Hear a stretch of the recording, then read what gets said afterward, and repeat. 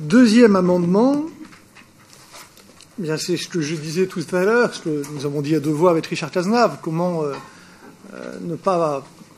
parler de la ville de demain sans évoquer les préoccupations de vie quotidienne, et parmi celles-ci, la reconquête de l'espace public sous l'angle de la sécurité, c'était l'objet du premier amendement, mais aussi sous l'angle de la propreté de ces rues, nous semble tout à fait indispensable pour dépasser le stade de la déclaration d'intention qu'est votre délibération. Et on sait ce que l'écart entre vos déclarations d'intention et la réalité de vos actes.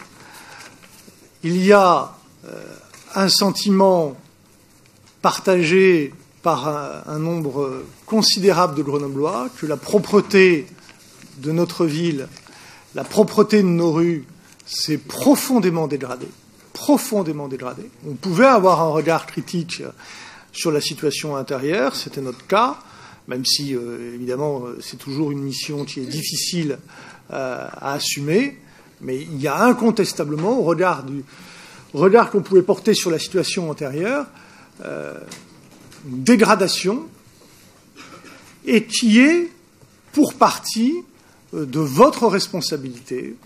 Je pense notamment la manière dont vous gérez les ressources humaines en ayant supprimé les renforts, les remplacements, a profondément déstabilisé, désorganisé la propreté urbaine, le service de la propreté urbaine de la ville.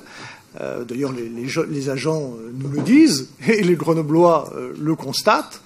Et c'est la raison pour laquelle, effectivement, nous proposons d'ajouter l'alinéa suivant au dispositif, s'engager dans la démarche d'une ville exemplaire par la propreté de ses rues et de ses espaces publics, notamment, parce qu'on pourrait lister beaucoup d'actions à mettre en œuvre, mais notamment avec le renforcement des effectifs de la propreté urbaine, la mise en place d'une collecte gratuite et régulière des encombrants, et un plan de lutte anti-tag.